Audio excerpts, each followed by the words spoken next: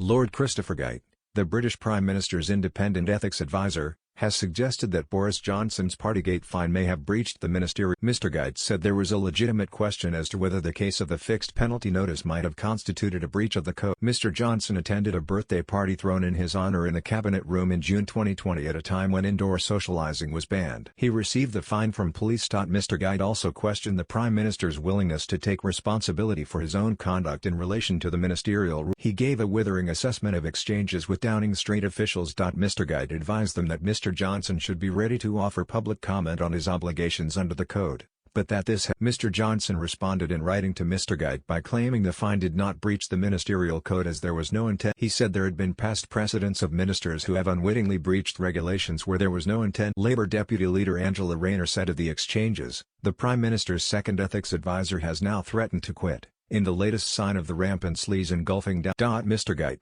in his preface to his latest annual report, warned that it may be especially difficult to inspire that trust in the rules for ministers if any Prime Minister, whose code it is, declines to refer to it. In the case of the fixed penalty notice recently issued to and paid by the Prime Minister, a legitimate question has arisen as to whether those facts alone might have constituted a breach of the overarching duty within the Ministerial Code of complying with the law, he said. It may be that the Prime Minister considers that no such breach of his ministerial code has. In that case, I believe the Prime Minister should respond accordingly, setting out his case in public. This matters to the integrity of the independent advisor who otherwise might until recently have had to seek a Prime Minister's consent to make inquiries into a Prime Minister's. In the present circumstances, I have attempted to avoid the independent advisor offering advice to a Prime Minister about a Prime Minister's obligations under his own ministerial code. If a Prime Minister's judgment is that there is nothing to investigate or no case to answer, he would be bound to reject any such advice, thus forcing the resignation of the independent. Such a circular process could only risk placing the ministerial code in a place of. Mr. Geidt said he had repeatedly advised the Prime Minister's officials that Mr. Johnson should be ready to offer public comment on his obligations under the code, even if he judged himself not to be in breach. Its purpose has simply been to ensure that the Prime Minister should publicly be seen to take responsibility for his own conduct under his own ministerial code, he said. That advice has not been heeded and,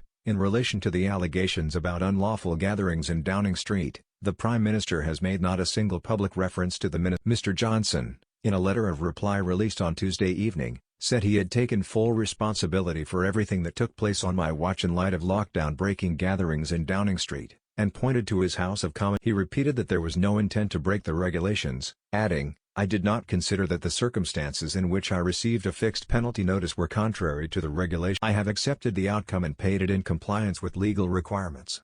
Paying a fixed penalty notice is not a criminal conviction. In relation to the fixed penalty notice for my attendance in the Cabinet Room on June 19, 2020, I believe that, taking account of all the circumstances, I did not. In coming to that conclusion, I have duly considered past precedents of ministers who have unwittingly breached regulations where there was no intent to break the law. B. I have been fully accountable to Parliament and the British people and rightly apologised for the mistake. C. I have corrected the parliamentary record in relation to past statements, and D. I have followed the principles of leadership and accountability in doing so. In my view, the same principles apply to the fixed penalty notice paid by the Chancellor of the Ex. Mr. Johnson was last week accused of watering down the code after the government said it was being updated, making it clear that ministers will not necessarily have to resign for more minor breaches. Instead, the Prime Minister will have the option of imposing a lesser sanction such as some form of public apology, remedial action or removal of ministerial salary for a period.